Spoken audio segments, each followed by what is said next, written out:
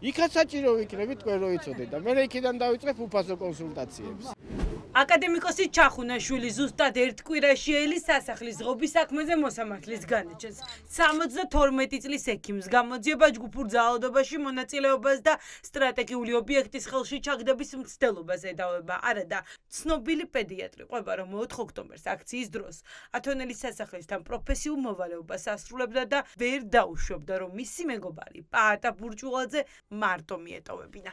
მე ბოლო სიტყვაზე აუცილებლად უნდა აღხსნა ის, რატო ვფიქრობ, რომ მე ვარ მართალი და დანარჩენი მე განსაჯო და იქ ვინც დაწერა თვითონ და შეწყალებაზე წავიდა, ღმერთმა გამომარჯოს, კარი გოგო ბიჭები არიან და ყველა ძალი ეს ერთი პატარა ბუმბულსაც კი არის იმათმა ისე ჩათვალეს გამოვიდნენ გარეთ და მე ესე ვთვლი რომ ბოდიში მოვიდეთ დღეს წეღანაც ვამოვდი ბევრი მეხვეწება რაზე უნდა მოვიხადო ბოდიში ამიხსენით კარგად 72 წლის პენსიონერი ექიმი 19 ივნისს საბოლოო სიტყვით მიმართავს მოსამართლეს. ბოლოჯერ სდის დაარწმუნოს გიორგი გალაშვილი უდანაშაულობაში.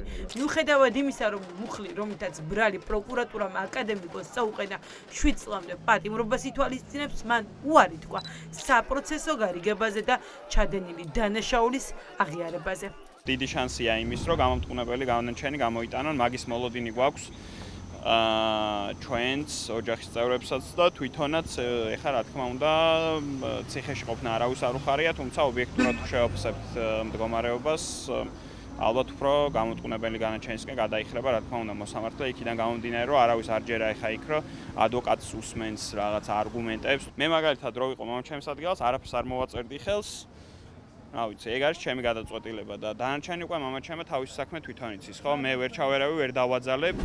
ჩახუნაშვილთან ერთად განაჩენს ელოდება 64 წლის კონსტანტინე კოკაია. ისიც უარს ამბობს საპროცესო გარიგებაზე. მის წინააღმდეგ გამოძიებას საქმეში მხოლოდ ეს ვიდეო მასალა აქვს. ბრალდებული ამბობს, რომ დროშა მოხვეული ათონელის სასახლის ტერიტორიაზე შესულ თანამებრძოლებს თხოვდა გამოსულიყვნენ, რადგან იმავე დღეს მიხვდა, რომ ხალხს მახე დაუგეს. გულის პრობლემები აქვს, შუნტირება აქვს გაკეთებული. აქვს მაღალი წნევები, აქვს მძიმე ჯანმრთელობის პრობლემები, რასაც არ ითვალისწინებენ. თუმცა თხოვენ, რომ დათანხმდეს საპროცესოს. რეალურად ხალხს თხოვენ დათანხმება საპროცესოზე, აღიარონ ის ბრალი, რაც არ ჩაუდენიათ, იმის გამო, რომ პროკურორი და ოცნების წარმომადგენლები გამოვიდნენ და ცინიკურად ბედნიერად თქვან, რომ მოინანიეს დანაშაული. აი ამას ითხოვენ.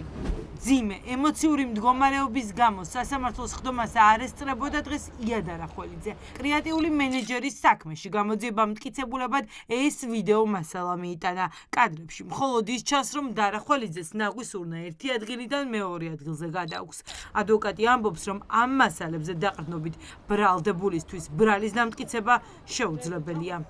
სახეც კი არ არის ამოცნობილი, დადგენილიც კი არ არის პიროვნება, რომელიც ვიდეოზე არის ასახული და მიუხედავად ამისა, ბრალდების ხარი მაინც განმარტავს, რომ ეს არის ია დარახველიძე, ასევე ბრალდების ხარი ვერ ამტკიცებს და ვერაფერს ვერ ამბობს იმაზე თუ რა ძალადობრივ ქმედებაში იღებდა მონაწილეობას, რამე ზიანი მიაყენა ვიმეს თუ არა და ასევე რა თქმა უნდა ვიმესთან იყო თუ არა შეკავშირებული. ფურ ძალადობაში სდებს გამოძიება ბრალს დავით სტურვას, კახაბერ მჟავანაძესა და დავით ჭრემცაც.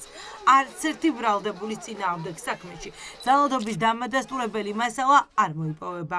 ამ დრომდე პროკურატურამ ვერც ერთი მტკიცებულება ვერ წარადგინა სასამართლოში, რითაც ძალადობრივი ჯგუფის არსებობას დაადასტურებდა. ბრალდების ხარემაც კი აღნიშნა, რომ დავით ჟღენტის მიმართ ვიდეო მტკიცებულება საქმეში არ არის. შესაბამისად, არც ერთი ვიდეო მტკიცებულება არ ასახავს დავით ჟღენტის მიერ ჩადენილ რაიმე ძალადობრივ მოქმედებას. დავითი ღობესთან არც კი ფიქსირდება, ის ეხება ჭიშკარს რამდენიმე წამით და უკან შემდეგ ჭიშკრიდან გადის და კადრშივე ჩანს, რომ ჭიშკარი თავის ადგილზე დგას, ჩვეულებრივად. სასახლის ღობის საქმეზე სამართლიანი გადაწყვეტილების მოლოდინი არ აქვს არც ერთ ბრალდებულს, ამიტომ დაკავებულთა ნაწილმა უსამართლო მსჯავრისგან თავის დასაღწევად საპროცესო შეთანხმება გააფორმა. დღეს საპროცესოს თხოვნით სახელმწიფო ბრალდებას ზაქრო ალმუთაშვილმაც მიმართა. საპროცესო კოდექსის მიხედვით შეუძლიათ საბოლოო განაჩენის გამოტანამდე ან უზენაეს სასამართლოდან ნებისმიერ ბრალდებულს აღიაროს. თუმცა სანამ პირველ ინსტანციაში გამოვა განაჩენი, რა თქმა უნდა, მანამდე შეუძლიათ რომ შეიცვალონ პოზიცია, აღიარონ ჩადენილი დანაშაული, გულწრფელად მოინანიონ და შემდგომში მოგმართონ განცხადებული. ამ დრომდე პროკურატურამ საპროცესო შეთანხმება 23 ბრალდებულთან გააფორმა. გაიზრდება თუ არა საპროცესო მსურველთა რიცხვი ჯერ უცნობია.